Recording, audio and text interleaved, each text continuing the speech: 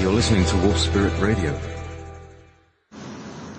Hello everyone. It's very nice to see you today, or hear from you today, or not see you, or whatever. Answers from the universe and the Andronicus transmissions. Hello JP, how are you? Hey Jess, I've been scrabbling to get everything together in the last hour. Just came back to the screen and like 150 messages on Skype and 28 messages on Facebook. Yeah, long story. Anyway, here I am. I've got the fire Did going. Something happened that I don't know about. Oh no, I've just been in the world and not by the keyboard. And you know how things are when you don't come back to the keyboard. I thought you might have been up to something. Oh no, nothing's up. Yeah. Nothing's up. Well, there's something up with Gary today.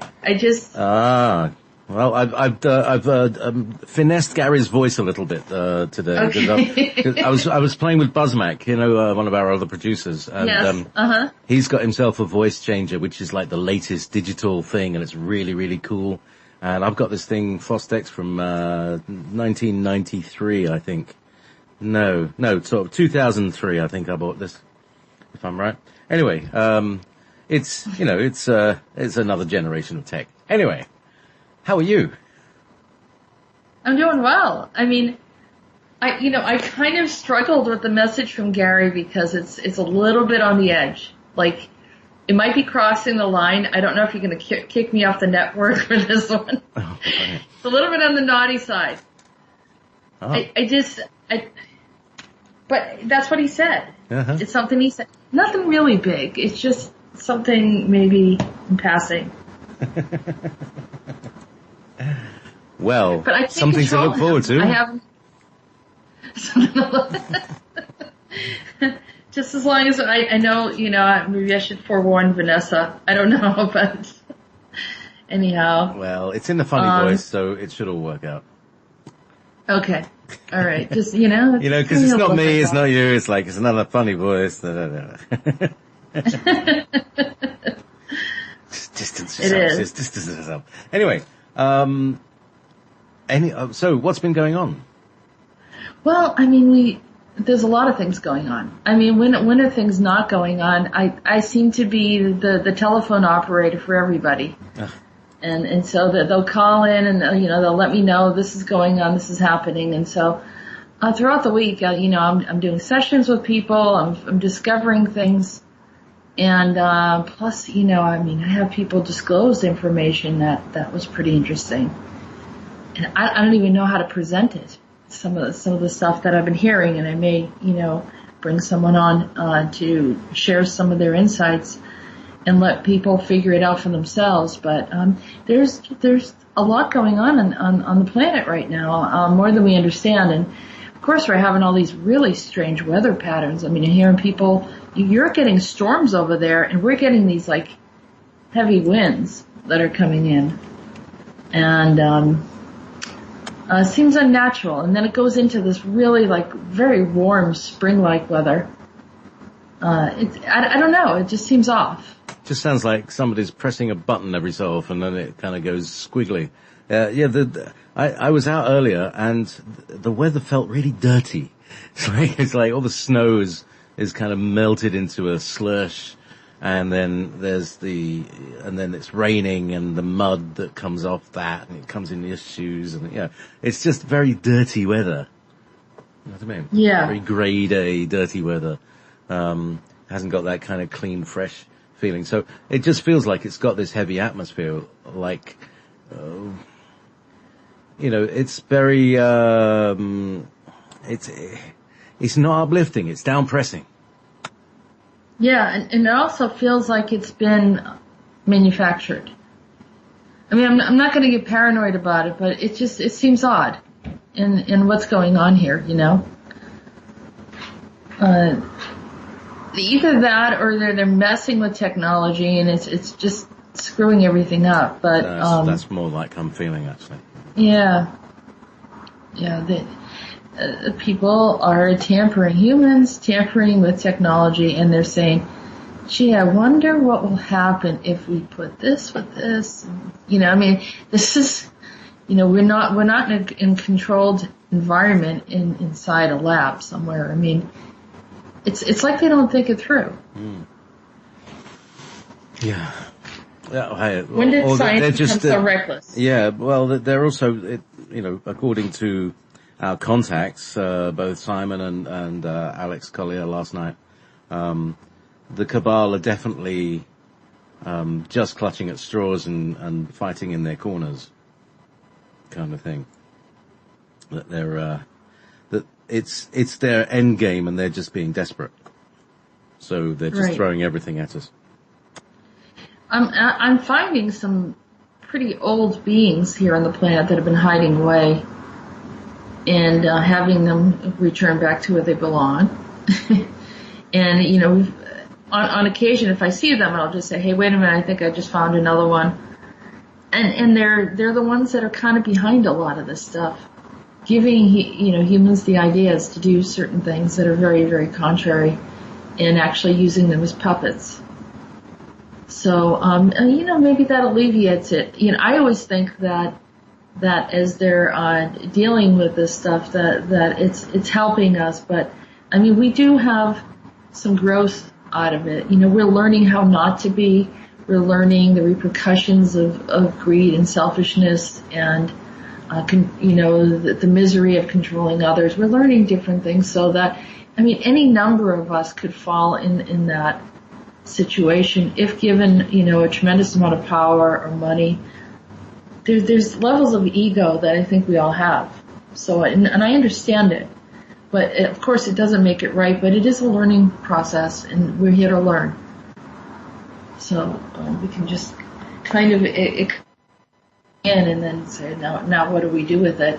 And but also know that if we do not embrace it, if we don't say, hey, oftentimes people are worshiping these billionaires, or these people that have a tremendous amount of power, or these celebrities, or those that are just amassing wealth, those that are making technology that takes creates mind control. We put them on pedestals. Part of it's our fault. They were someone that we thought we were supposed to aspire to. And so when we start shifting that energy and saying we are who we're supposed to aspire to, we're wonderful. We were created in the eyes of the divine, and just as anyone else, and we are here to contribute something ourselves. Not to, we can appreciate what someone else does, but not to worship them. We talk about we don't want any gods, but yep, how many people worship those that are on the TV screen, in the movie theater, on the radio? It's a level of worship. So remember, everyone's an equal here. And I was preaching to the choir with Will Spirit Radio, but those that are not technically listening, it's just a reminder. So anyhow. So, I have noticed. That was my soapbox. Soapbox. Yeah. Come down, Jess. I noticed that our old friend is back. Which one is that? Andronicus. Yes. And wait till you find out where he was. Wow. Bet he's, yeah. Anyway, so let's typically see. He's John in the future, right, as a scientist, or he's Andrew in the past, right? Yeah. Yeah, so this is Andronicus is coming back as him. Now, he was a little bit involved with Borkum, though, wasn't he? Oh, well, on or off, they're old friends. Yeah, but they were on Zephron, remember? Yeah. They were on Zephron, and Borkum was calling him kind of a useless dreamer. That's what they all seem to have that sort of attitude towards him. I don't know what the rest. They don't understand him. He's very. No one really has him figured out. Mm-hmm. I do want to say, just as a quick reminder before we get into the transmissions, we have some wonderful guests today. We have Bilar from the Eons, and we have a message from Milo from the Eons. Which I think it would be really great if you can read that, JP, on the second hour. And that's for the second hour, okay. This is for the second hour, and they are going to be, Bilar has found his siblings from the Eons, and they'll be joining us today as well. It's Saratep, Koset, and Benias. Oh, wow. And we'll talk about Telosiet as well. Cool. Well, something to look forward to for the second hour, and so we'll gather them after the music break. So where should we go now? And we're going to start off with Rhodan. So, Rhodan's transmission. Effects.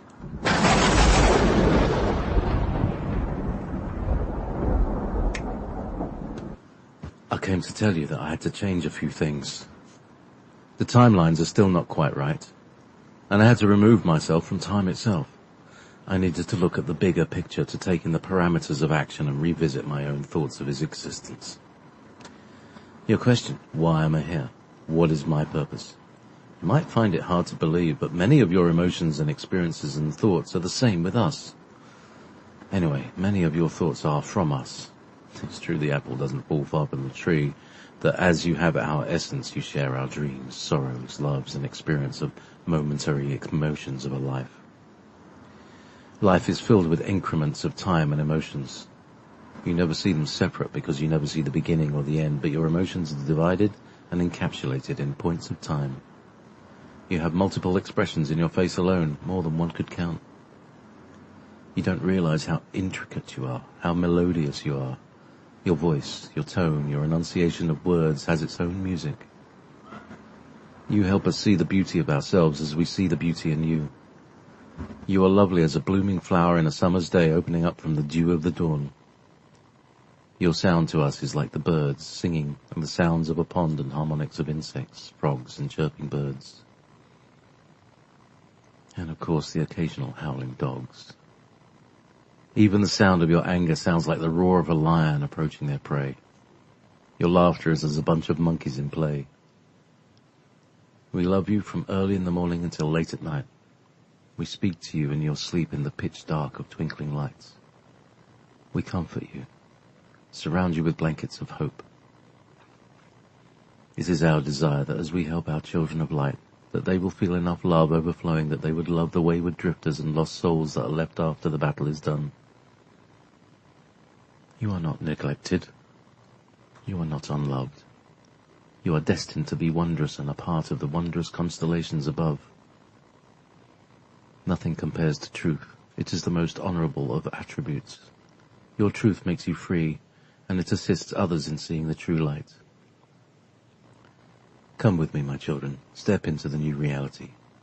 Allow yourself to release the old reality. Today is a wonderful day for me. Today I'm taking back all territories that the one by the name of Cain once ruled. He is not merely shunned, but fully extracted from the earth now and in all dimensions and times. You need not worry about him anymore. He was as a devil to you, but not the only one, for there were many. Each one will lose their position and point of control. But today we claim victory over Cain. I am now taking over Texas, the root of his stronghold, and am embracing all those who have suffered there and across the earth.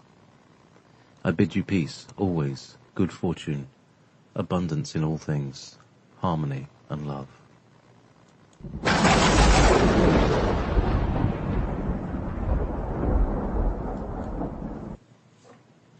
Texas. Cain.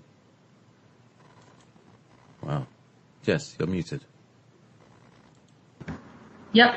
Yeah, we talked about Cain. Cain was one of those that jumped over from the Maximus Rufus.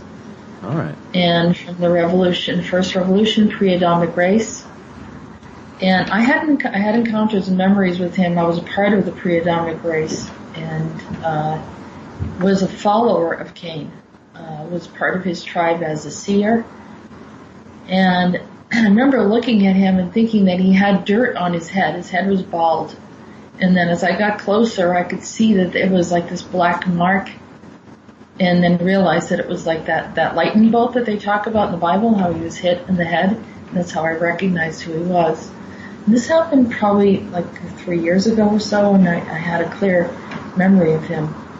and he cast me out of the tribe because someone else came from off-world and thought that she would replace me.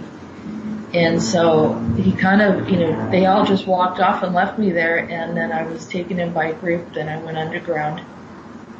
And it turned out that soon after that came this unexpected freeze on the Earth, and I saw him and the rest of the group frozen in ice, like an ice age.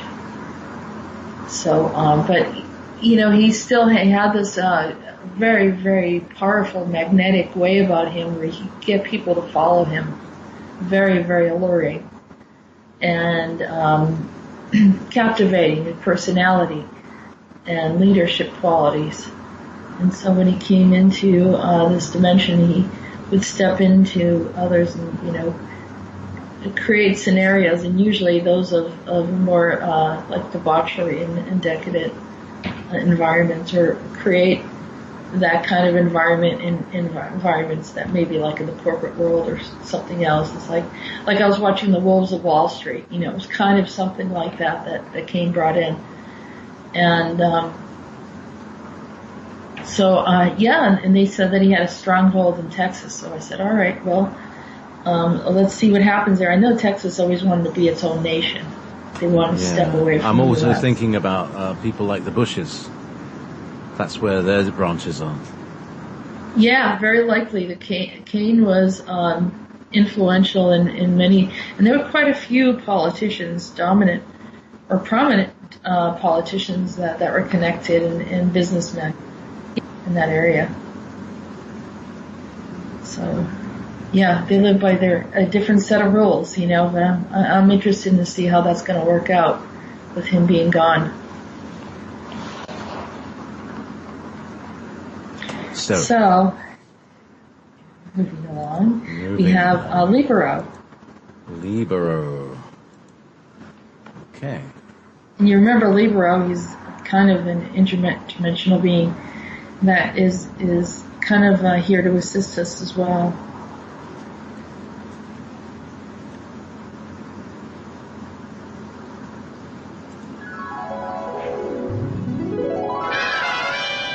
Oops. Sorry. Accidentally key pressed out. 1 moment. That's interesting though. Maybe you could use it for Libero. As I approach you today, we are now in the conjunction of an unseen line between the Great Bear constellation and Cancer constellation. Within this conjunct reality stood 3 societies that burdened all the rest. The one that we refer to as Canis Morphus, and the leader you refer to as Cain, who had originally stepped through the gates along with Maximus Rufus in the twilight of time, of non-time reality, such was allowed to see what intentions should evolve. In the beginning, the many of Maximus Rufus who came through were elated to find an escape route from an impending doom upon the planet during Revolution 1, or, as you know it, the pre-Adamic race that was destroyed by a deluge of water on the planet. To explain more specifically of what transpired, there were 8 factions, one of which was the tribe of Cain. Each faction caused devastating damage upon the earth, and one in particular was the establishment of the war machine, the Roman Empire. Another group influenced Alexander the Great and set off imbalances in the Middle East. Another created crises and brought through the wars of Genghis Khan. As you can imagine, another group created alliances that influenced the children of Dan, also known as the Danubians, or as we see it, the children of Rhodan. This group poisoned their minds with warfare and corruption and made the tribes warlike and irresponsible. Yet another group brought in the secrets of the Black Star, not the Black Sun, but the Black Star, who worshipped the dark practices such as voodoo and those similar, in the full absence of light or the sun. What they did not tell or share is that the Black Star is all-consuming, and those that engage in those practices will find that their soul has been taken. Many things had transpired, and the humans of this revolution were engaged in practices and wars that would affect their soul's identity. Indeed, they would affect their soul's destiny. Fortunately, there is a grace for those that worship the Black Star and cuts themselves free from the imprisonment of it and its system. The truth is not welcome by all, but you are not told the truth in the first place. The 13th star from the sun is awaiting those who choose this path. The reason why there is confusion around these systems is that Revolution 1 humans knew the repercussions involved. For example, the black star is as a black hole and is all-consuming. These Revolution 1 beings were directing the second revolution of humanity into this black hole.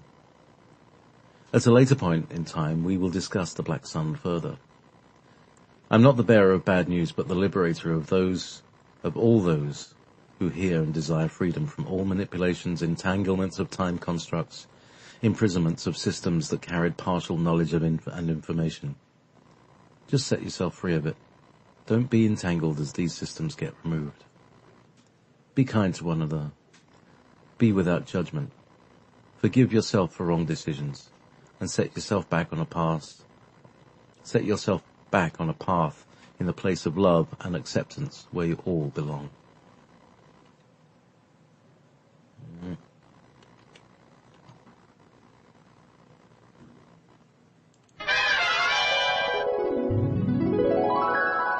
Just reverse out of those jingles. So, very interesting. The children of Dan, the Danubians, the children of Rhodan. Yeah. That's a new one, isn't it? No, I thought I had mentioned that in the past, but it was a long time ago. Yeah. And those are, I think, in the Caucasus, which is like from Russia down. But he's saying that, what they did was this Revolution 1 group brought in, the reason why they got destroyed is because they were so corrupt, and so they jumped the gates and then brought that corruption over here. Whereas I think the human race would have been different. But what they were trying to do is prove that the second revolution of humanity is just as bad as they are. And either they should be able to survive or that we all should, be destroyed. And I don't think it's working. So they're getting caught, and I think that's a good thing. But that's why, some of the stuff, we're looking at, I say, why is some of this really bad stuff going on the earth? And it could be in part from the ideas that were brought over from that time. Because it seems like it comes out in certain integrals or in waves, like I was talking to some people recently about how prior to the Civil War, prior to a war, there were a lot of bank robber gangs here in the U.S. So you get the Jesse James gang, the Dillon gang. There was a whole bunch of them, and smaller ones and less known ones. And then after like the 20s, the stock market and all that stuff was going on. Then there were a lot of gangs again, that came in, the mafia type of gangs, like Al Capone and so forth. Yes. So it's like it comes in these real waves of activity. At least, I can look at it in the U.S. and see that, there's something that jumps in. And during when the Maximus Rufus came over, they said that there was a bunch of ships that came, just appeared in the water. They didn't know where they came from. And no one knows anything about this race because they didn't announce who they were. They just started killing everyone. And so this was the rage of, knowing that your reality and your home got destroyed. So when they came through, some of them came through with a lot of violence. And then that kind of warlike activity just, continued. But, so that's a little bit of an explanation of the insights that I've been getting regarding our history. So maybe we can go into Andronicus. Hurrah, we haven't heard him from a while. Uh-huh. Yeah, it's been about 3 months, I think. I mean, Andrew and John, yes, but not Andronicus directly. I've finally been able to emerge from my incarnation as Seth. It was a long and painful process. The body goes through multiple frequencies and range of light bodies that scale up to the 27th heaven. In order to collect myself, it is a slow and vertical integration. It is a process that only we understand, that allows us to expand out like multiple images of a mirror through time, space, dimension.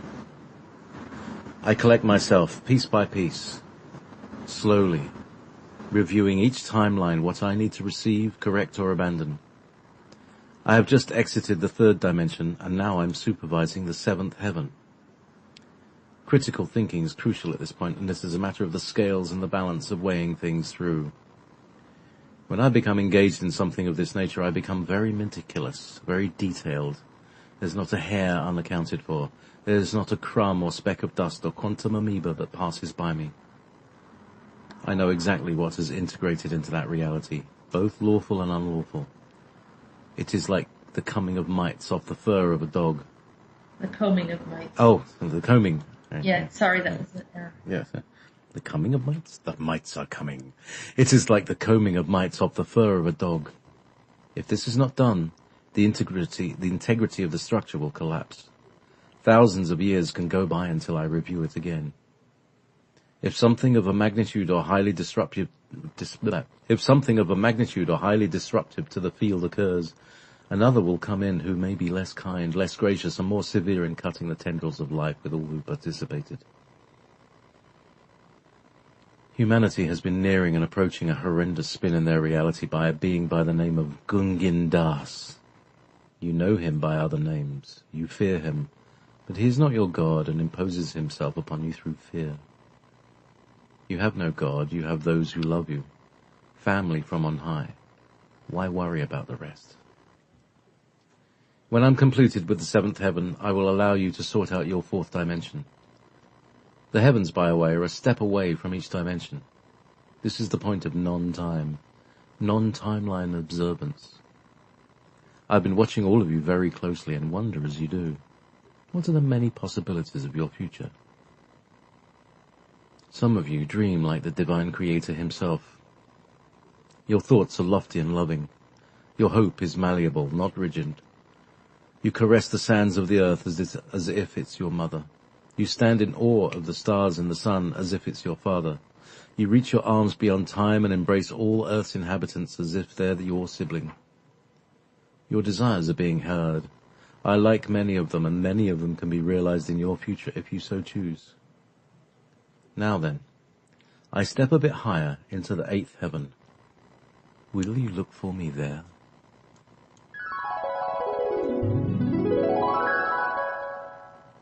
All right, heavens, dimensions. That's interesting too. Yeah, he said that I thought it was interesting because he was talking about dimensions and then he started talking about heavens. And I said, well, what's the difference? Should I use the same word? And he said, no. And so then he explained to me that the heavens are a step away from each dimension. So they're there, but maybe, I don't know. I won't say it's in the astral field, but it's something like that. So are they like, between parallels? I don't know. I'm not going to guess. But, you hear about this, the seventh, he's always, he's saying scale up to the 27th heaven. Yeah. So, maybe he's going to be able to explain to us further in the future. He does. He seems to give us just a little nugget to think about, and it's very exhaustive, but it's giving us indications of kind of opening up slowly, like the way the flower opens up, not just, throwing open everything and not then ripping the petals out. Right, and it's not like he's just, handing us over textbooks of information. I think he wants us to understand, not just get data. He wants us to learn in the process, and according, the way I see it is our growth and what we do with the information. It's like similar to our approach to technology. Our technology was meant to make life benevolent and easier and better communication and pulling together societies, not to be used for like one family to amass wealth and then control others. and it's not to be used for warfare. It's not to be used for unnecessary space projects. It's, before we embark on some of that stuff, it really should be taking care of the planet, and that's why we're having so many problems. It's because our priorities are off. And there's not going to be any shortcuts. We can try to break the rules and go off and do something else, but it's just not going to go anywhere, You're not going to find what you're looking for. And they can shift the dimension very easily where you're ready to find another civilization off-world, but you can't find them. They can do that, if they feel that we're not right or we're not in the position to be able to engage yet. So there'll be no shortcuts. So you might as well just do the right thing and support one another here on the planet. And then everything else will be much easier. Maybe eventually the mass public will figure it out and we all know how it should be. But anyhow, you can go to Meetis next. Hi.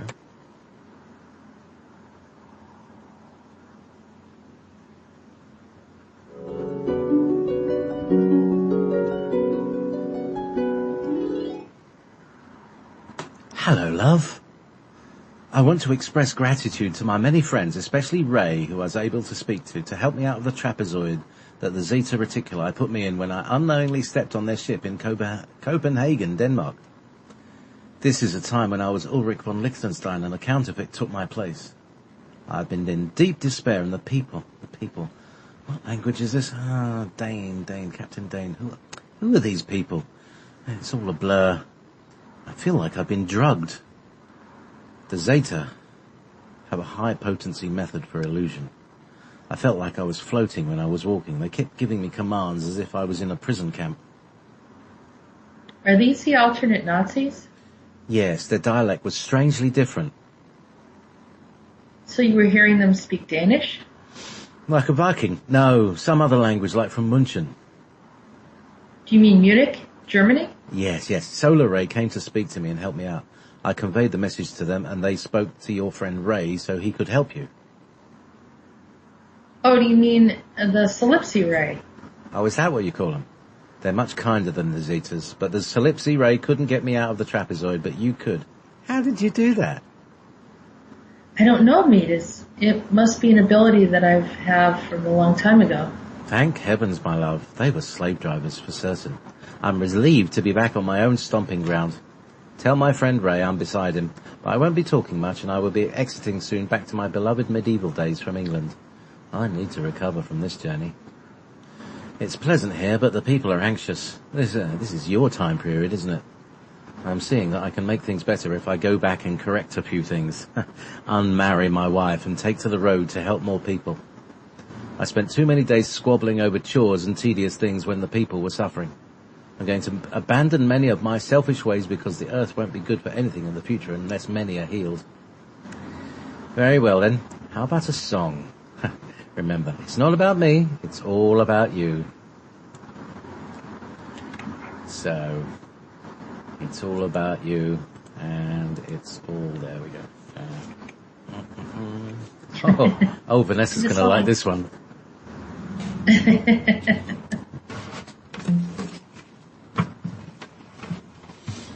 I'm feeling a bit polka. Is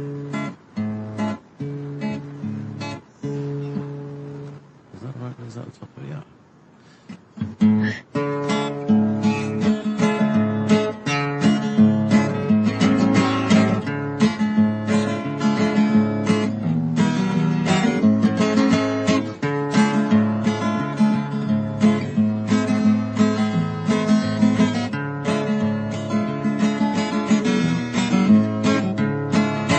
Treasures and triumph, chocolate cake and sauerkraut, nothing seems to match anymore. Green, purple harlequin, masking their intention, covered in deceit, ever more the knave and the genius, the slave and victorious. We reach for a balance, more poised and presumptuous.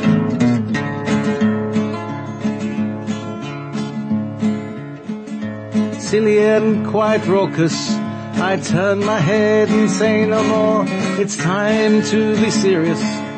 Step away from self-glorious and find ways to close dead-end doors. Tickle my fancy, silly romancy, changes and changes galore.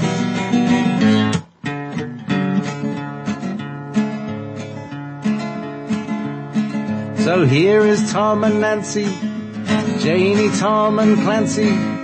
They will have their fill of nothing in store. Step away from frivolous, but still retain ridiculous, and bring the laughter in for those who mourn. I will remain quite jolly, just hold off on the folly, and find a place to rest when I am bored. La la la, la la la, la la la la, I'll never be bored. There's so many hearts to heal, and many to adore. La la la, la la la, la la la. I'm grateful to be free, my good friend Ray.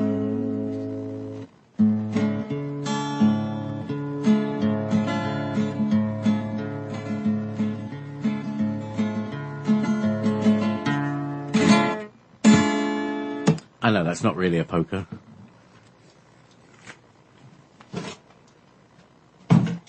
But there you go.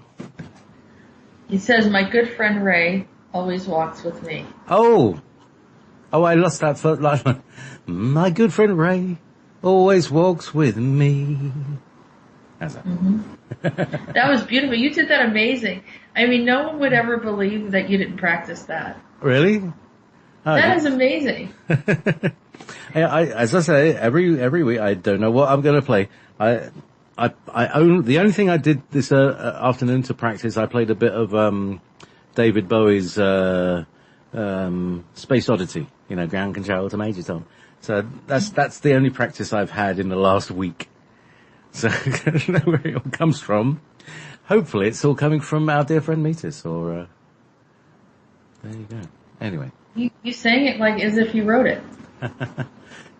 It is pretty amazing. I mean, there's reasons why people would like to have a recording of some of your songs. True. I had a listen to, Martin did a whole bunch of, Martin Z, yeah. Did a whole bunch of, edits and, pulled out just the bits, just the actual transmissions from each of the people.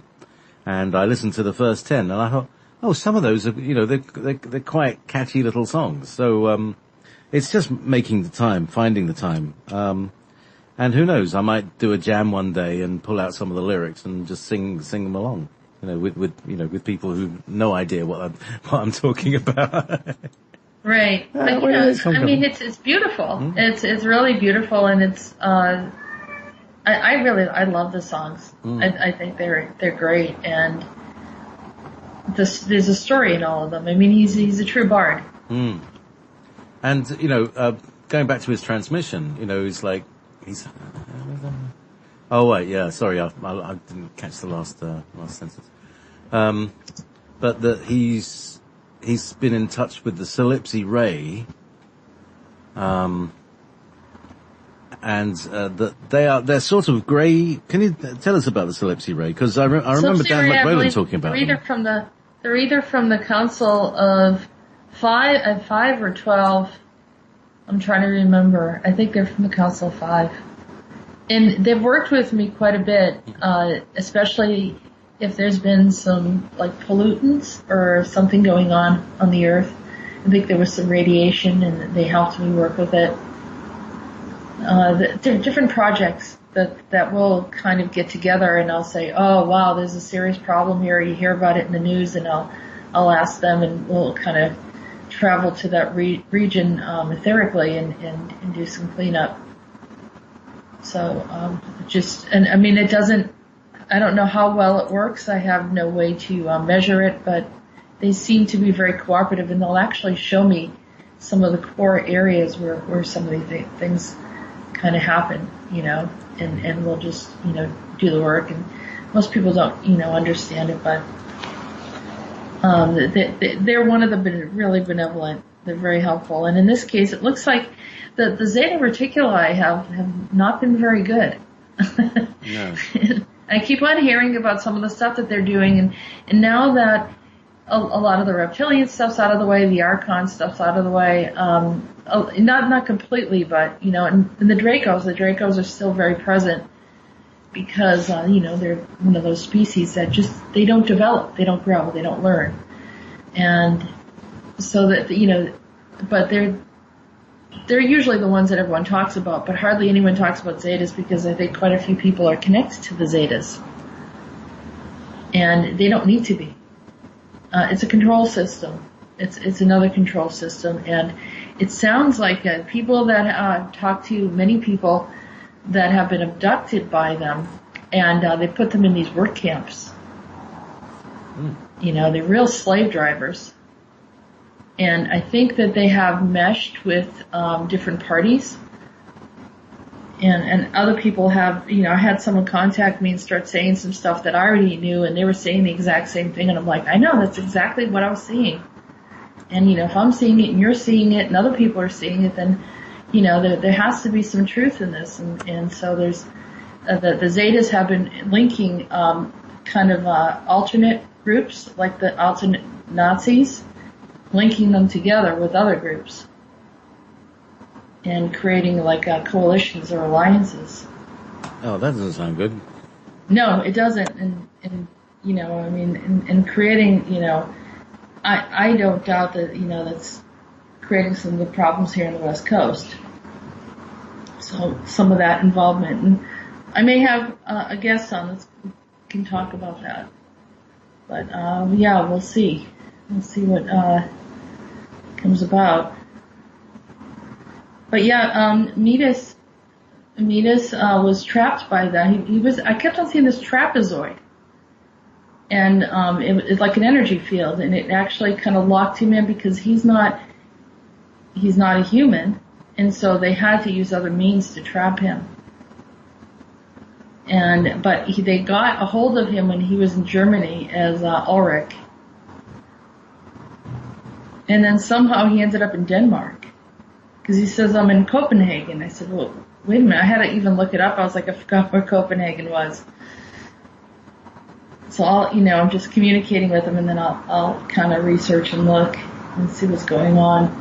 And apparently Ray was having a communication. He thought he was talking to his higher self, but they were trying to get him to communicate. And he asked me, he says, what's going on? He goes, I think I'm communicating with someone, and that's when I connected to, and I heard the Solipsy Ray. I heard Solar Ray. They were calling him the Solar Ray.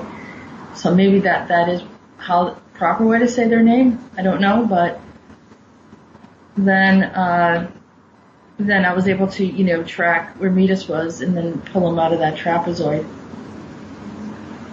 So that's interesting. Another little link is we've just been watching a German TV series called Dark, and of course, who's the name of the main character? Who is in it? He's called Ulrich. So that is interesting. Yeah.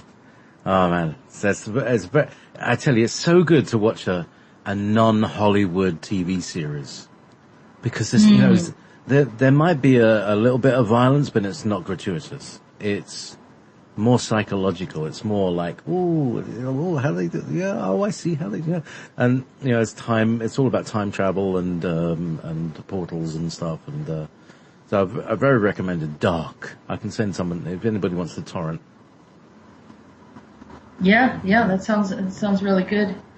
And people talk about different shows. I think that's where I ended up watching the 12 Monkeys on the plane once. And, it opened up to some things, and there's disclosure in some of these shows. And, there's disclosure, like, the Fallout, video game, and there's other video games that have disclosure too. So those that really get into video games sometimes, there's pieces of information in there as well, and let people know what's actually going on. And so when they do that, like what was it, that other king of the high castle, or the man in the high castle or something? Man in the high castle, which is like, what if the Nazis won the war? I think, and that's the scenario of it. That's the parallel.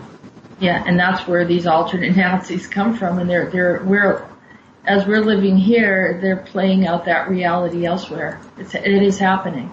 Maybe not exactly like the show, but it is happening, and that's why these things are coming through.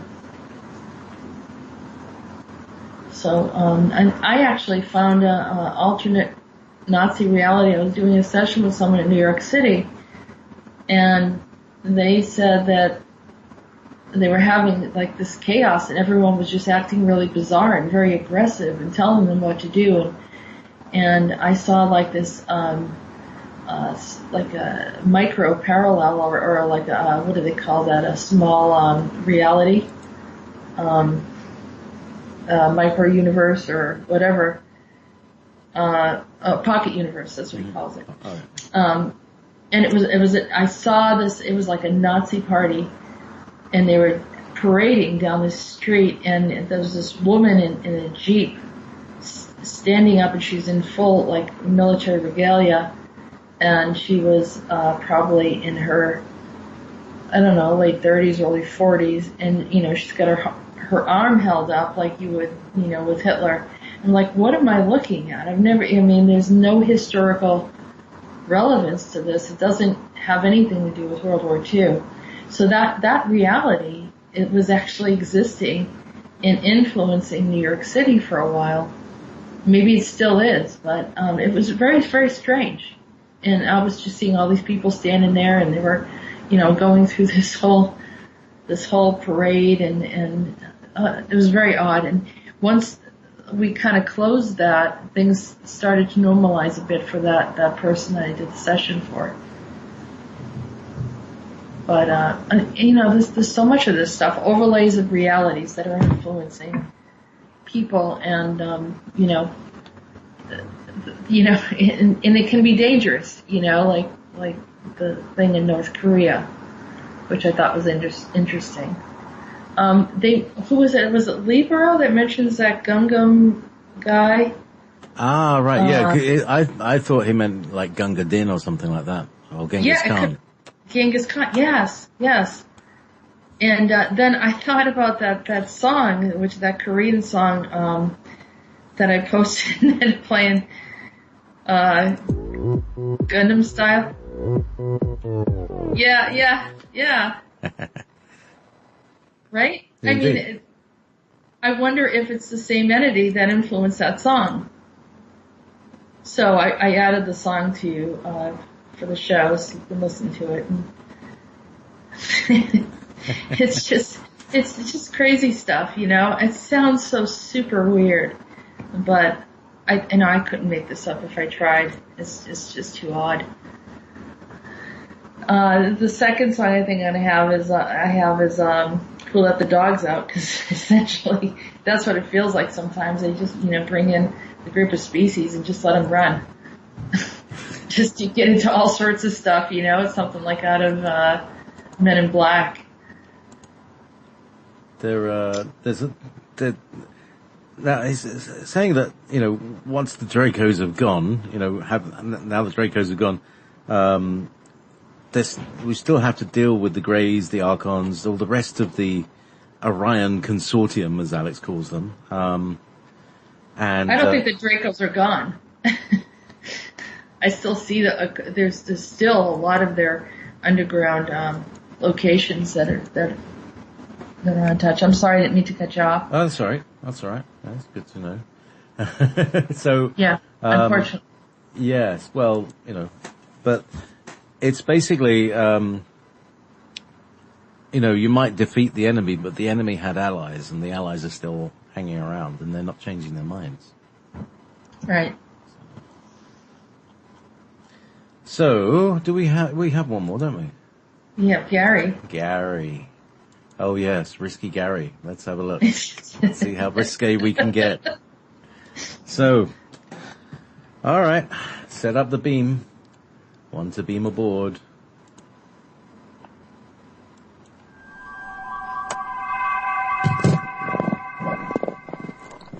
Hello, my friend. Things are revolving over and over again, and I'm getting dizzy. Someone make this stop. And then I look up and see this strange ribbon in time. And I said to my friends, "What is that thing?" They told me to stop drinking the funny stuff. And I said, "No, really, there's a floating ribbon. It looks sort of like spandex, stretchy. It makes me uncomfortable looking at it." None of my friends believe me. Do you believe me? Of course, Gary, I believe you. Let's take a look at it together. It's sort of rubbery, isn't it? Rubbery. These noodles are rubbery. Oh, thank you very much. Whatever it is that's making me sick, it looks like a tapeworm. Isn't that interesting? I'll get a little closer, but I'm afraid it's going to swallow me. It has testicles. Oh my God. So it's some kind of species. He seems to be a bit robust. Gary, save me the details. You don't even know what this creature is.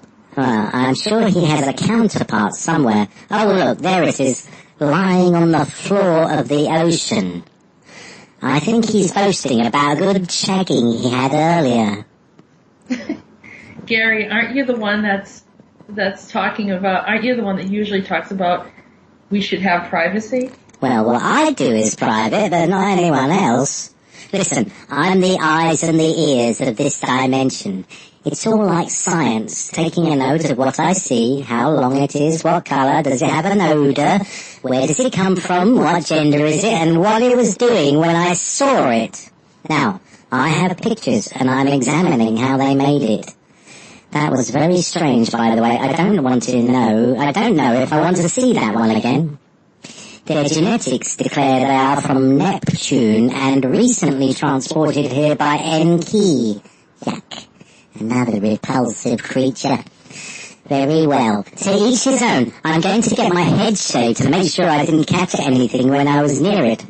I like to be sanitary when I do these things. One never knows. Now, do you have anything to contribute? Aside from nausea, nothing really. I see. Well, this training is going to take a long time. Until next time, farewell, Earthlings. One to beam up.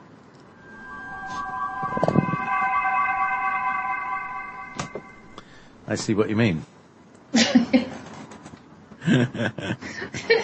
I was like, go. I was like, you don't want me to really say that. I said, no way. Well, it's, yeah. It's like, yeah, well, I mean, whenever you start going towards it, it's going to end up, it's a great big thing. Yeah, anyway. Well, I mean, he's just like, he saw this ribbon floating and he said to them, he sees something and they didn't believe him. Mm-hmm. And then he started describing it. It was very funny. Bless his little grey thing that might be a heart. I don't know.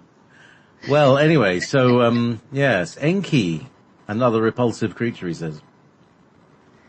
Yeah. He didn't really care for Enki, and he didn't care for what was brought back from Neptune. Well, I see what you mean. I asked to have it removed. Did you? Good. So, nothing good could come from Neptune. Well, we've had a few strange plant women, haven't we? Well, I don't know. I mean, maybe they're harmless. It's just, It's just kind of a weird, odd moment there. Strange perspective. But, it's like looking at, creatures that do not have, they're not human. And, it's just odd to see them mating. And, it's just... So, is it music time? I think we need some music. I think we need some music too. And then we will be back with the Eons and a message from Milo of the Eons, as well as we'll be joined by 4 others. All right, well. And welcome back to Answers from the Universe with your host, Jessica Morocco. Okay, well, thank you very much, JP, and I'm excited about, we've had so much talk about the Eons over, I don't know how long it's been going on for. It's months. 1 year now. 1 year. Yep. And so, we're here with, we have information from Milo, who is from the Eons and communicating with us, and Bylar, who who has been on the show. And Bylar is going to introduce the others that are coming on. So, I just want to say hello to you, Bylar. Hi, Jessica. Hi, JP. Hi.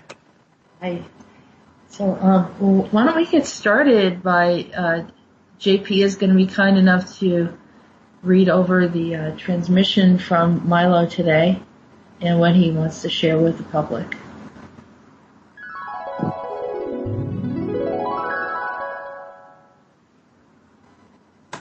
Greetings, everyone. From the far-reaching universe of the Eons, I bid you peace and good tidings for your developing, growing, and expanding society. We've been asked to participate here in your experience of growth and in coordination with the universal treaties of benevolence. Our status is ever-changing and drifting, so our coordinates are irrelevant. You must focus on a frequency if you wish to speak with us. Currently, our time signature is coordinating in status currently with your location called Delaware in the United States. We have 5 members corresponding and 4 actively working on your behalf.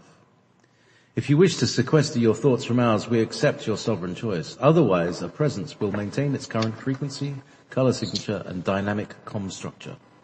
We were the ones who contacted Carl Sagan and accept your invitation to join you in your ascension process, as well as assist you with the removal of the alternate space bio-clutter. I have asked Bylar to be my prime contact and the one who would hold the frequency.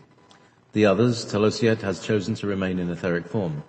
Serotep, Benias, and Cosette will be working as a unified whole along with Bylar.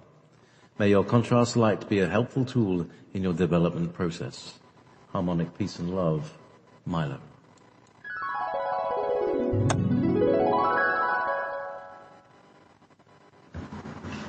That's wonderful. Thank you, JP. And it was nice to hear from Milo. And I'm glad that he came through before we did the show. So, Bylar, why don't I just let you talk and share and give everyone an update about what's been going on, and we'll go from there. Okay, perfect. I just wanted to give everybody a quick update what's been happening for the last few months with all the Eons and our siblings here. So, first of all, I would like to thank you all for all the positive intention that you guys kept, in my quest and search for all the siblings here that I was looking for. It was a bumpy road, but it's getting easier every time we talk to each other, with Milo's help and other Eons that are helping us in this process. This is the first time on planet that we are talking to each other. So us Eons connecting together and communicating, it creates a very positive frequency and harmony that helps planet on many levels. I'm in contact with Cosette, Serotep, Benanias, and Telosiet. So as Eons, we are working and clearing the ground from mechanisms that are harmful to us and others on planet, and are working on our spiritual awakening in this time right now. I'm very happy to be connected with my soul siblings and encourage others to find out who they are, who's their soul family, where do they come from. These are all the same questions that I was looking for years. So I would like to introduce my soul siblings right now.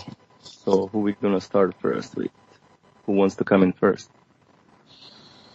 You start with Seratep. Yeah, okay, let's start with Seratep. Well, hi Jessica, hi JP, hi everyone. I'm Seratep, originally from Europe.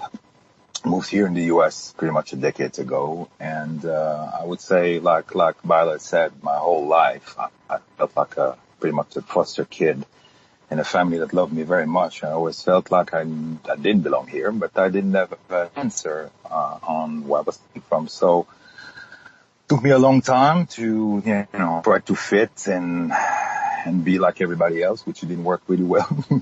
But then at the age of 24, I finally opened up and decided it was time for me to look for an answer to the question I always had: who am I? Where I come from? So it took me pretty much 25 years to get to the point where in March, I guess was maybe later, July, I decided it was time for me to take a proactive step and connect with Jessica, that I heard. I had a conversation with to a friend of a common friend we have, and I think on the second or third session, Jessica told me that I was part of the Eons collectives as Seratep. So of course for me it was he was. And at the same time, I had a huge reaction. I mean, my whole body was vibrating, but I couldn't understand why, because I never heard of that name. I heard of different names, of course, different collective, but not that one. So I couldn't stop asking Jessica through the different sessions, if we could eventually, meet with the others. But at the time, I guess, we were still looking for one or two of them. The group was not complete yet.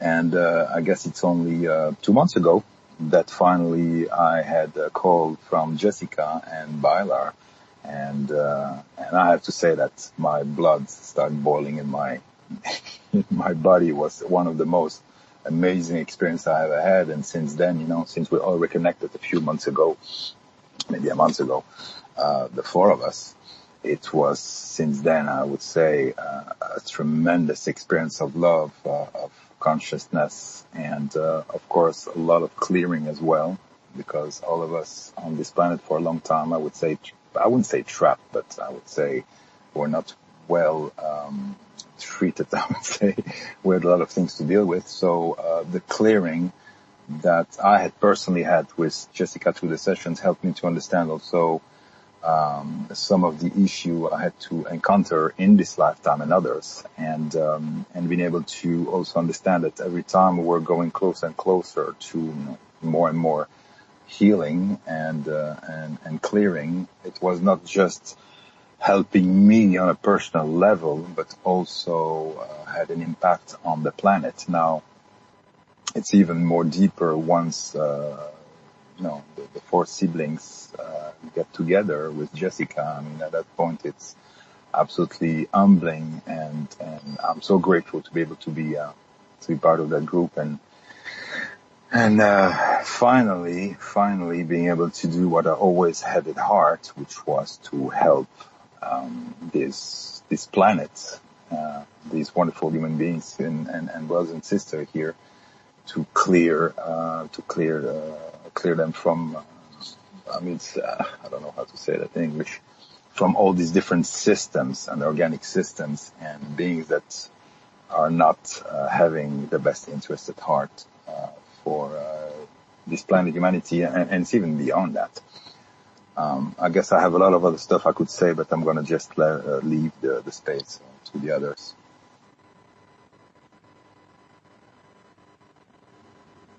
It seems like the chat is looking for Cosette. Yeah, hello? Hi there. Bilar, do you want to take over from here and introduce Cosette?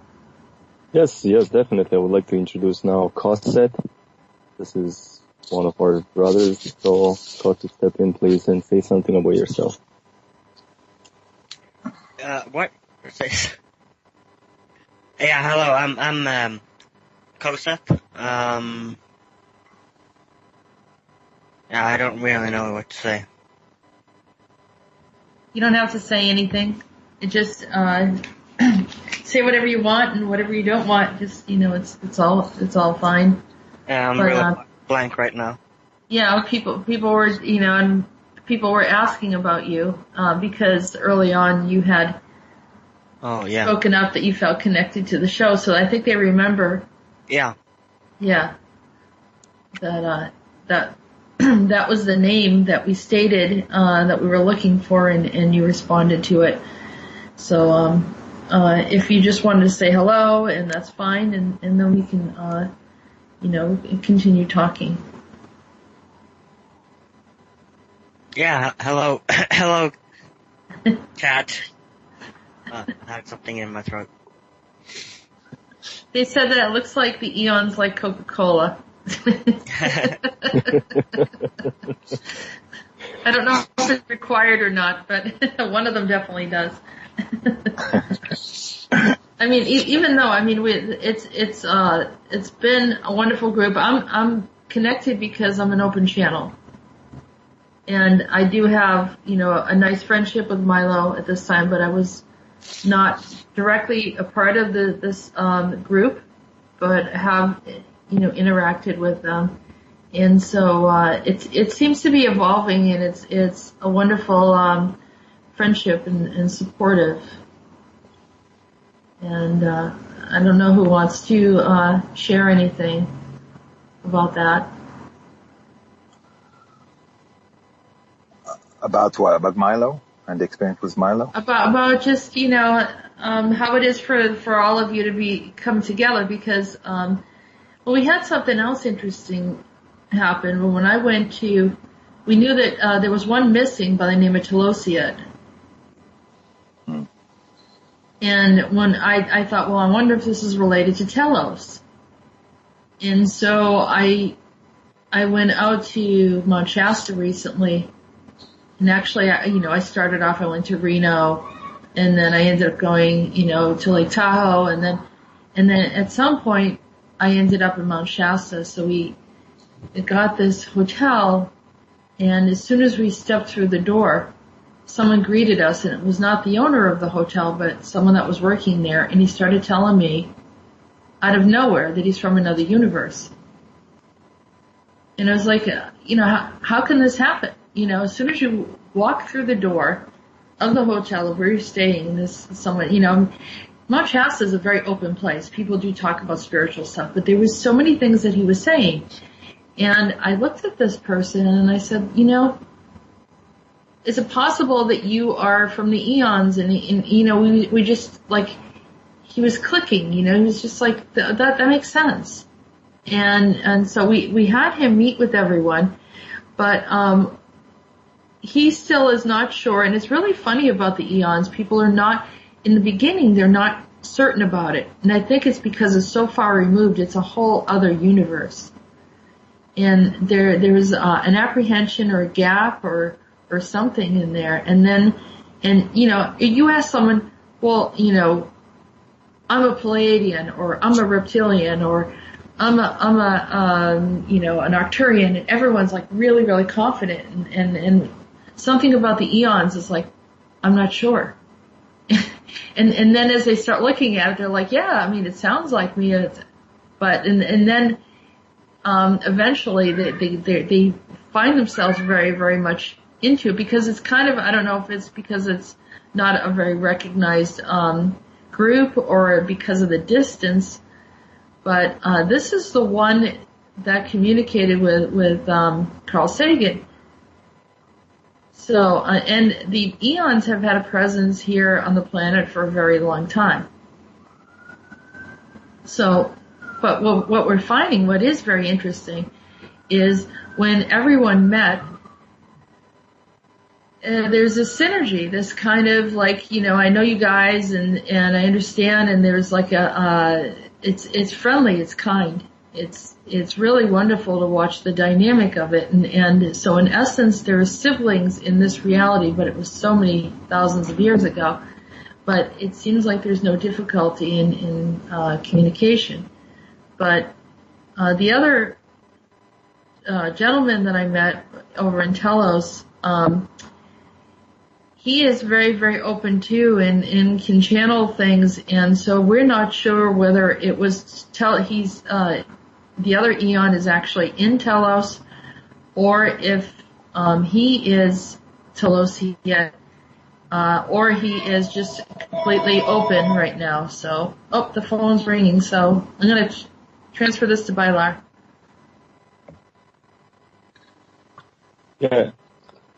So, I would like to introduce now Benias. That's the one we haven't introduced yet. Benias, you there?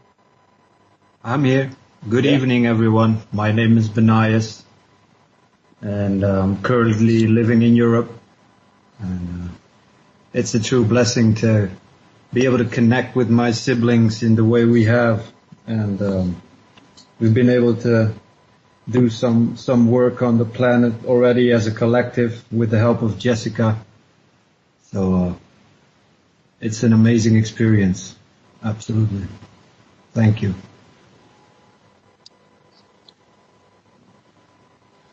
And it's also very interesting to realize that the four of us pretty much, had an incarnation in Europe to start with, which is, I guess, a common ground.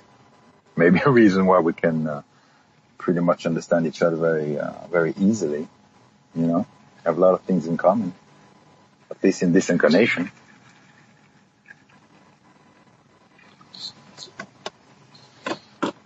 Yeah, that's so. Yeah, go ahead. Yeah, go for it, Milo. Go for it. Yeah, that's interesting that you just mentioned that, because also me living right now in Canada, but I was born in Europe, so that's very interesting to say that. Yeah, me and Benias, we pretty much live in neighbors countries, speaking pretty much the same language. Right, Benias? Absolutely. And this is why I guess it's also make it easy for us to communicate. Now, it's true. It seems that what Jessica said was right. I mean, I know I had the feeling of, it took me a while to really feel, I wouldn't say accept, but to feel one with that consciousness of being an Eon. And it seems also we have one thing in common here as Eons, is that we're very private. And most of the time don't like to be under the spotlight, or pretty much, I guess we work all these thousands of years on solo, I guess, right, Milo? Yeah, that's exactly what even Milo said to us from an energetic standpoint, that once we gather together, that we create such a harmony to the planet. It's helping the planet, but it's also, it's getting a lot of attentions from the other side too. So that's exactly what we are in the process of clearing up, because for a long time, we've been working as individuals here, but never together. So this is first time us working together, which is really, that's why when we talk to each other, we can talk for hours, and there's so much that we find in common between ourselves. It's a discovery every time we talk to each other. And we discover self. I mean, I discover more about myself every time I talk to each of you. It's almost like the communication is not really happening on a verbal level. It's happening pretty much on a frequency level. And it's even deeper than that.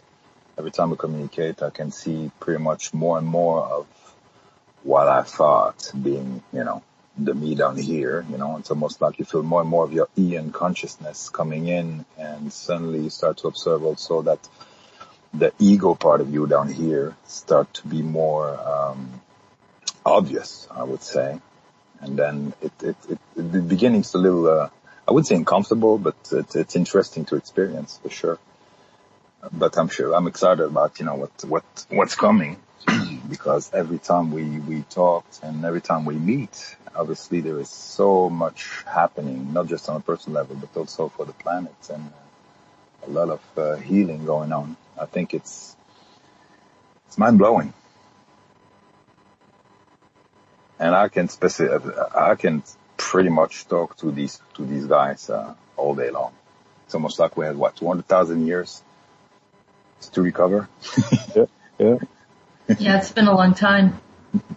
Yeah. The messages come in regularly, weekly from Milo, and there's a lot of good content that's come through.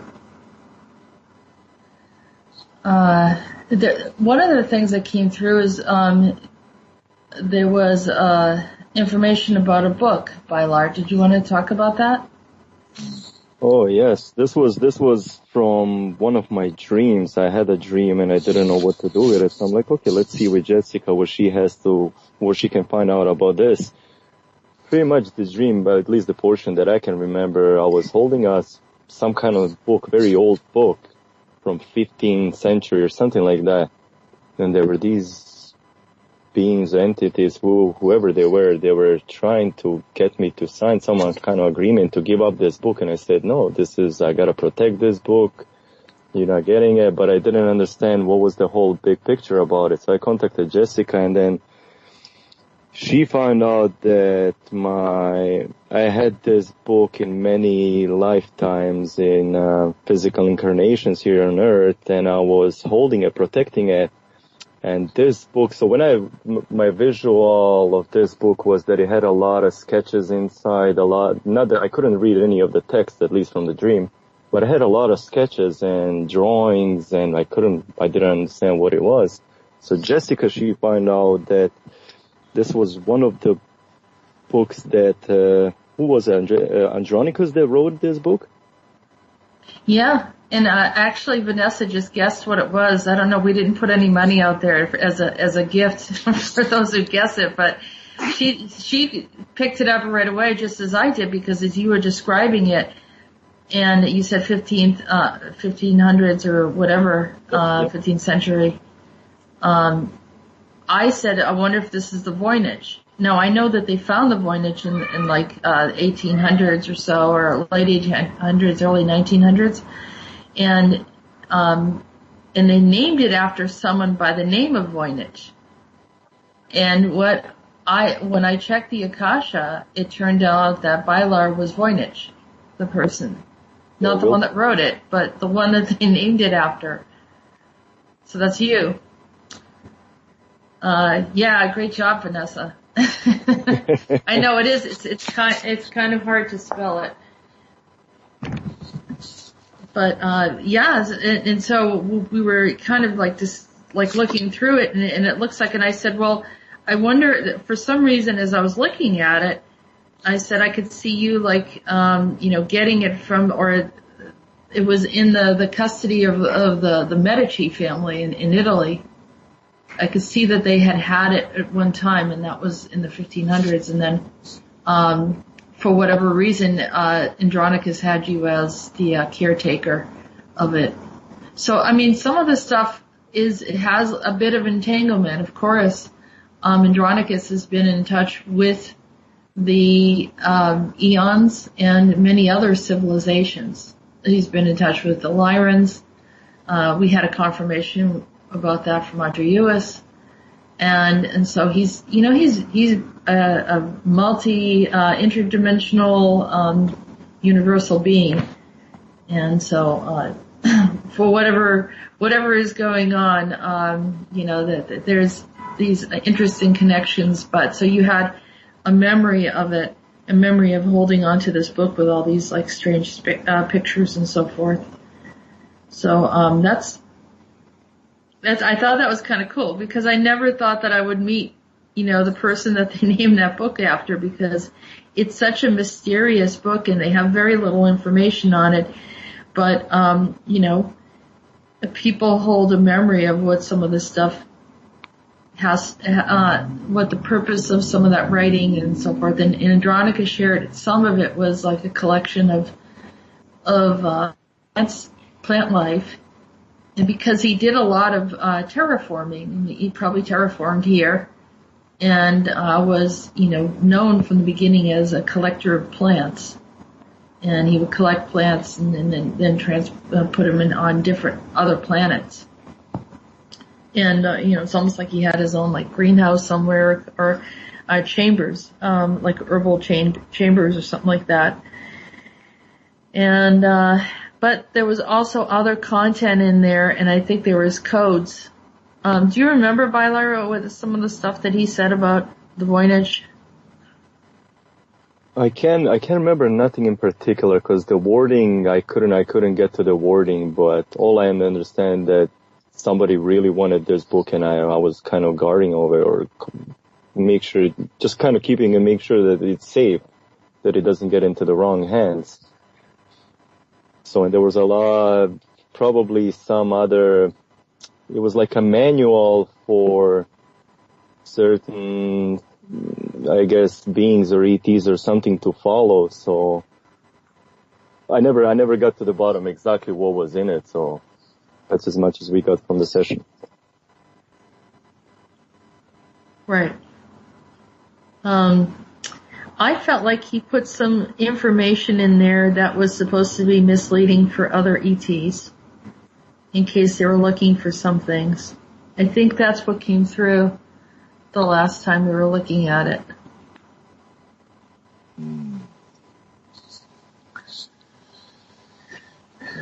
Yeah, probably that explains the manual that they had to follow. So he almost kind of purposely wrote it that it's going to steer them in the wrong direction.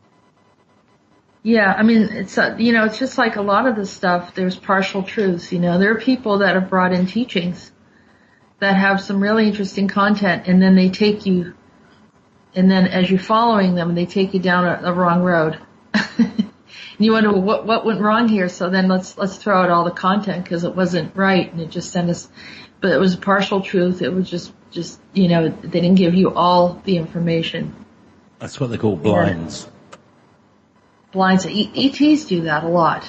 That's why people get really messed up. They start getting data and channeled information, and then it brings them, down a wrong road. And I've told, the ones that I channel, I said, you better not be doing that to me. And anyone that I kind of feel that it's going in that direction, I cut them right off. Because, I don't want to participate that. I don't want to go down the wrong road, and I don't want anyone to bring me down the wrong road. So I got a hungry cat in the background who wants to talk next. The Lyrans are speaking. Indeed. Yeah, that's who's trying to step. The Lyrans are trying to speak. Yeah. What's interesting about that book, because I thought this was just a random dream and I kind of almost put it off to the side, but then I'm like, okay, it's got to be some significance to it because there's got to be a reason why I'm having this dream right now. And once I contacted Jessica, I couldn't even believe what she was saying, where she was finding out, what the book was, who wrote it, and, why I even have memories of this dream or, holding this book. So that was very interesting to find out. Well, it's interesting to see that some of these dreams we have definitely some interesting message in it. Not all of them, but yeah, it's not always easy to figure out which one is. But I guess, once you work with Milo, it seems that some of these dreams have a tendency to always come back to your memory for a reason. So I guess you can talk about it in the sessions. And but I mean, there's so much to talk about. Only Jess, I don't know what.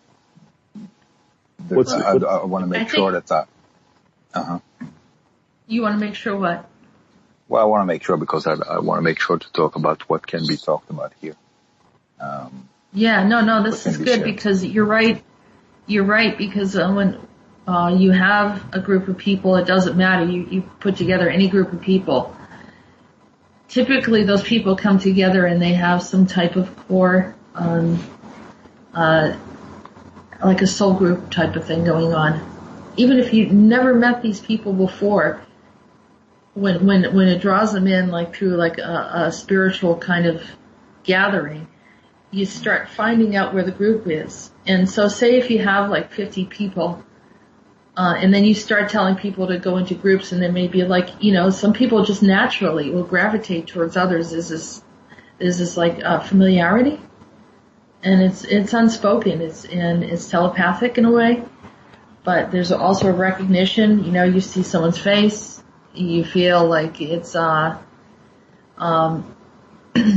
you know, somehow you recognize their soul, and then before you know it, you know. So what I can do is I can sit in a room, and there's a group of people, and I can find the group. I can tell them where they were, how they were together, where, what their role was in that lifetime, whether they were male or female, what they did for work, kind of like what we did with Meetis. And, you know, kind of that town that we discovered where, you know, everyone lived, and a lot of the people, some of the people from the chat, you know, asking, was I there? And they all kind of resonated with it. And it did turn out, you know, that naturally, even those in the chat and those elsewhere, or people that are gathering and hearing this, you know, have some kind of, connection. So when we started gathering the people from, you know, the Eons, it's just a natural synergy, and it's almost like, you know, no one really analyzes it. They don't think it's anything. It's just, you know, we're having discussions and we're enjoying each other's company. But it's almost like, you know, old friends gathering back together. So, yeah, some really, really interesting pieces come through. But the dynamic has been amazing. I mean, how do you guys feel when you sit there and talk to each other? I mean, it seems very easy. Well, that's when at least for myself, when I talk to these guys, it's like you've known each other for so long, for a long time. That's the feeling I have, and you feel so comfortable talking to each other, getting to know each other in this lifetime, but also answers a lot of questions that I had in my head for a long time, you know. Who am I? Where do I come from? Why I have interest in different, you know, all these different things that, you know, average person that doesn't even think about it.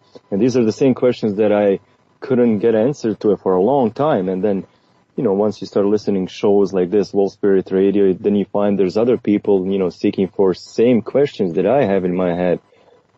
And then you start, you know, asking yourself, so who am I? You know, where do I come from if, you know, if all of these questions are unanswered? And then once you start digging out and finding that, you know, you have brothers here, you know, we even had some sisters, but unfortunately they're not here right now with us. They're at our planet with Milo. And then when you start talking to these guys here, then you find out that we have so much in common that our personalities are almost identical, and it's really unbelievable what you discover, you know, how much we have in common. So what do you feel, guys, about it?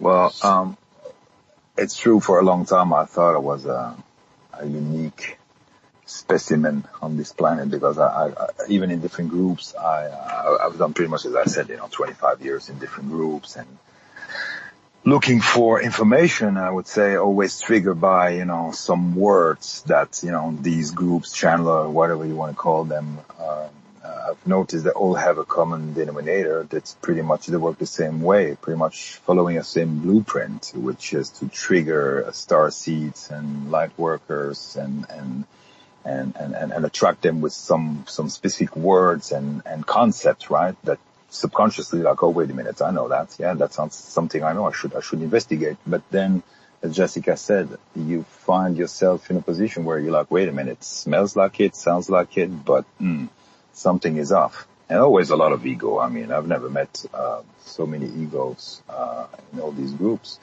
And it was not what I was looking for. And it's only now that we connected with the siblings that I could really feel that same resonance, frequency, something very unique where I've never felt, I felt zero ego with these guys. I mean, this is really refreshing.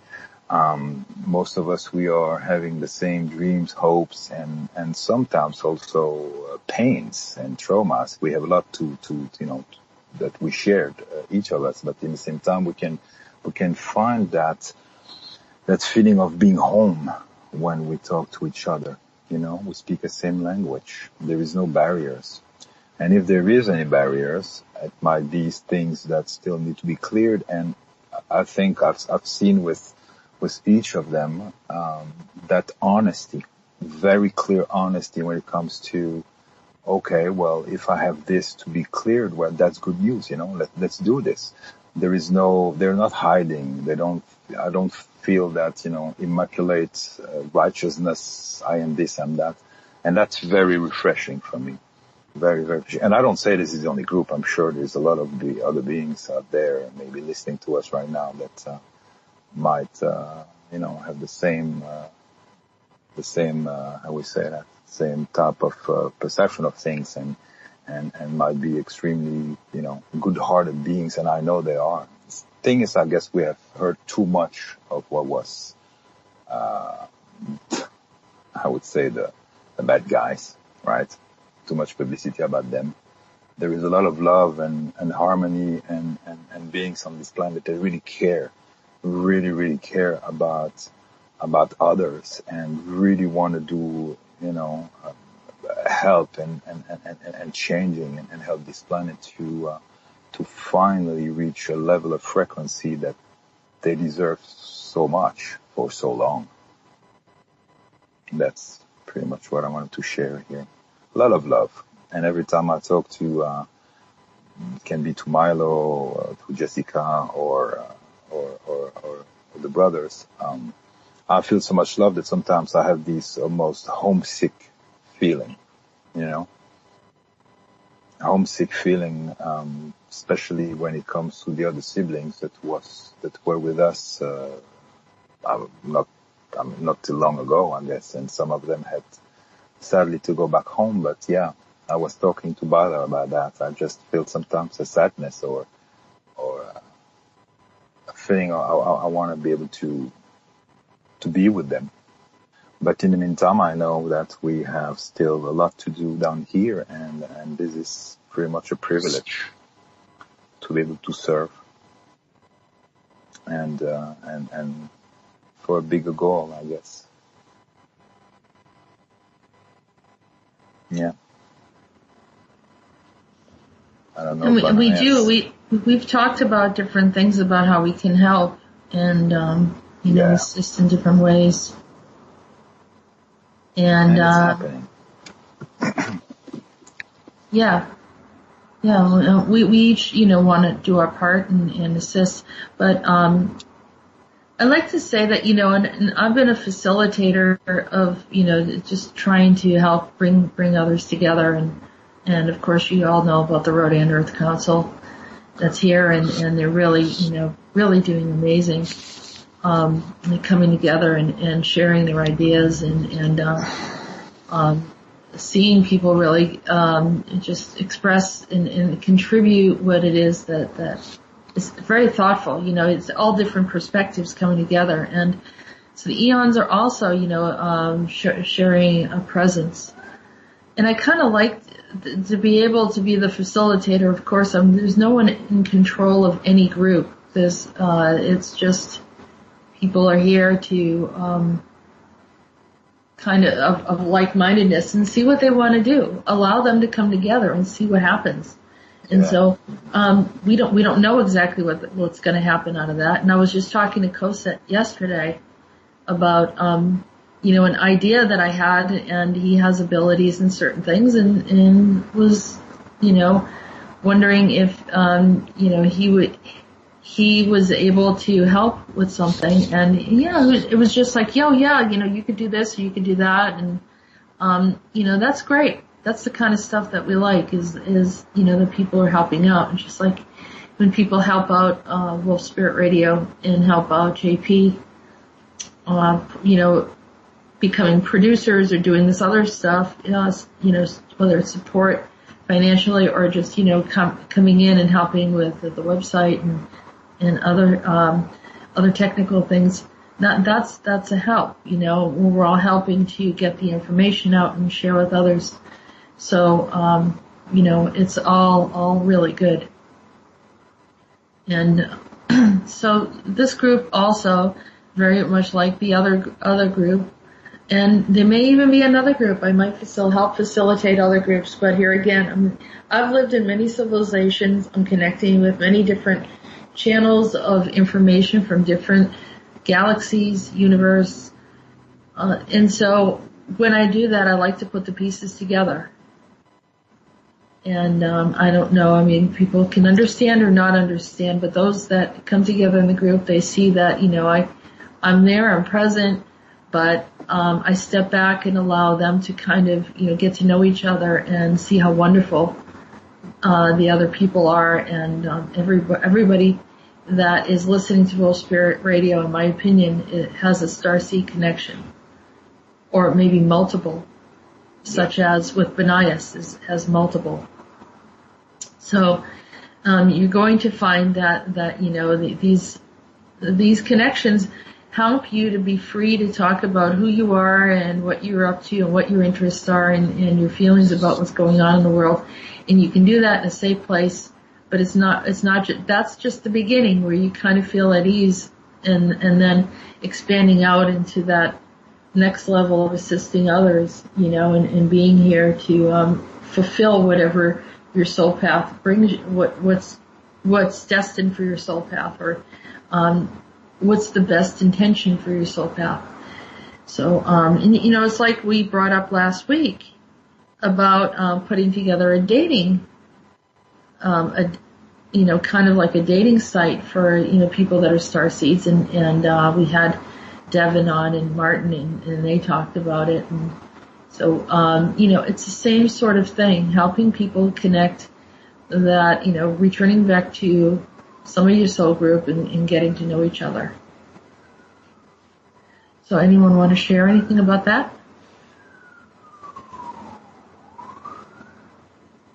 About the dating scene, the dating website? Well, you could. Yeah, you could, sure. I mean, I thought it was a great idea. I thought it was fun. We had mixed feelings on it, but... No, I think it's a great idea. It's very hard once you start to open up, I guess, and open up your consciousness to be able to share that with someone else that can understand what you feel and perceive and how you perceive the world. It's definitely. Cost me a divorce and a few breakups, but that's life, right? Well, but why not? I think it's amazing. Neo Wannabe in the chat says, dating site? Nah, I had too many shotgun weddings with reppies. So, I mean, we understand this. We understand. And maybe you don't have to, it's not about, might not be for everyone, but for those that are looking for a way to connect in a safe way, or people that they sort of know, it might be kind of fun. But what Paul said, they think Starseed is a chocolate bar in Newcastle. Okay, well that's possible, but I mean we have all different perspectives, but yet this is part of our soul family, so it's different ways to look at things. But getting back to Milo, I think there was a higher intention for humanity. I know Andronicus said that. I believe the Eons are a part of that process of the higher intention, the highest intention for humanity. That means that not accepting the status quo, kind of saying that what we want and what we don't want here on the earth, and kind of shifting things in that direction. And I think we're unified in that way. So, Benias, anything else that you'd like to share? Well, that's what it's all about in the end, I guess. Unification and connecting to each other. Wolf Spirit Chat is a great example. I like to call it like a Wolf Spirit campfire. People gather around, they have fun with each other. They laugh and they love with each other, and it's a beautiful place. And I guess I'm like blessed in a way that I'm a part of the Eons group as well as the Rhodan's Earth Council, And so it seems my soul has been around quite a bit, and this has all come up through the sessions with Jessica. And it's amazing, it's humbling to see how beautiful and how powerful a connection like that, like a soul family connection, or like a like-minded soul connection, call it what you like. It's amazing and it's powerful, and we all have an individual light, but when those lights connect, they start to shine brighter, they start to amplify each other, and it's like it's amazing what possibilities come up through those connections. So and in that sense, I guess the dating site is a great idea, if only just to connect more people to each other so they can, start amplifying each other's lights, and because that's in the end what it's all about. We want to spread the light on this planet, bring back the love and like this place, this planet has such a potential to be a wonderful, beautiful place. And so, the more light that gets spread across the planet, it's going to only help to manifest this potential. And, who knows what the future is going to bring, but it's all very positive. It's all good. Keep shining your lights, people. I like that. That was really nice. Yeah. It seems, I'm sorry, just a second, because it was just there, and I don't want to lose that thought. But it seems that we have been through our lives, because of the programs, that we, the control programs, conquer, divide to conquer type of programs we'll have. We focus so much on, too much, I guess. We have been focusing, and myself included, on what separates us. And I think at this point now, I see things completely different, and you're absolutely right, Benayas, and Jessica, and also Milo, that it's important to start focusing on what can unify us, because there is way much more that unify us than separate us. And that's pretty much, the game the other guys are playing. Of course, that's something they don't like. That we start to realize that we are all connected in something absolutely beautiful, connected to God's source and with the same intention, which is the highest intention for this planet and every living being on this planet, and even beyond that, solar system, galaxy, and even further. That contamination, I guess, has spread too far, too long, and it's up to us to make a positive change. We can do it. We have all the tools we need for that. It's just about doing it now. That's what I feel. Nice. It's really amazing from my point of view. It's really amazing to see how far we came along, just a year from now. Because I remember my first radio show, I was like, Jessica, how are we going to find all these siblings? Like, there's so many people here that, like, where do we start from? And it's really amazing to see how far we got in 1 year. And that's exactly from one of the sessions what Milo was telling me, through Jessica, obviously. And he was saying for so long, the galaxy, the universe has been closed.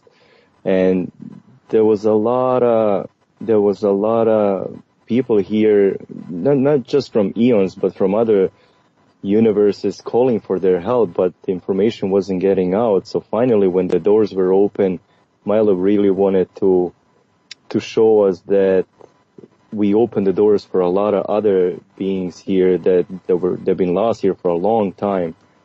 And they're also looking for their homes, where do they come from? Who are they? And it's really amazing to see that we're coming together, us Eons talking to each other, and all the other groups and councils talking to each other. And more we get together, I think we're creating this powerful field that it's just getting bigger and bigger, and it's working in harmony, and it's helping each other. Ever since we started talking to each other as siblings, like my dream state, it's been really active. So obviously we're tapping consciously and subconsciously into the fields that are that we didn't have access to it, until now. And more we work together, it's creating this really, really nice, warm community or space that we can talk to each other, be open to each other, and really talk to every topic that it's in our head. And it's really nice to see that we coming together as brothers and also as a community here. So what do you guys think about it?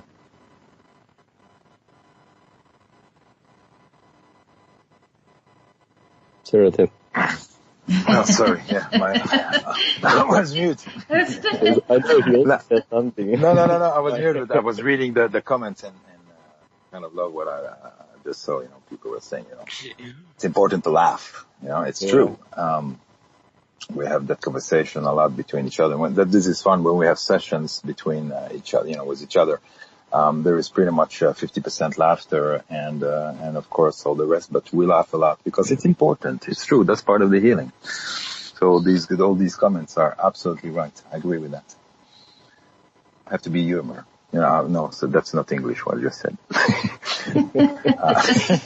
Pardon my French. Pardon my French. You had to slip that. No, but it seems that, don't take yourself seriously. Sometimes it's important, It's not, and I'm the first one, and all of us, I guess, we like to tease each other up a lot, right? Yeah, right, guys? Yeah, definitely. Especially Jessica yesterday, right? Yeah. You had your share of it. Oh, always. Yeah. Oh, what were we talking about? That something about that I was comparing the Germanic nations with each other and some other nation with the Germans, and then they said that it's like you're American but you're also Mexican and you're Canadian, and I started laughing. So it's just we have different perspectives in different parts of the world, and Americans are perceived a certain way and Europeans and so forth, but you don't take things too serious. You can't. And the Cabal does not have a sense of humor, so that's why they're not invited. Yes. So I'm just looking at the chat. That was totally random that I threw that in there, but you have to not take yourself too seriously, and just because you're from some group doesn't make you elite. I think we've had enough of that stuff. We could just toss that aside and say we're just here to join and be with our family, and that's fine, because there's going to be others that are going to come together as family as well. And 2 seconds. I have a group that wants to someone that's interested in pulling together a Lyran group. I was going to talk to you, JP, about that, but that's for another time. And I just want to say thank you, everyone, for being here today. Thank you so much, Milo, for sharing your information. Thank you, JP, for reading it and for sharing your wonderful gifts and abilities. Thank you, Bylar. Thank you, Telosiet. Thank you, Saratep, Koset, and Benias. Have a wonderful day, everyone, in the chat. Thanks, Thank you, JP. Thank you, Jess. Thank you, JP and Jessica.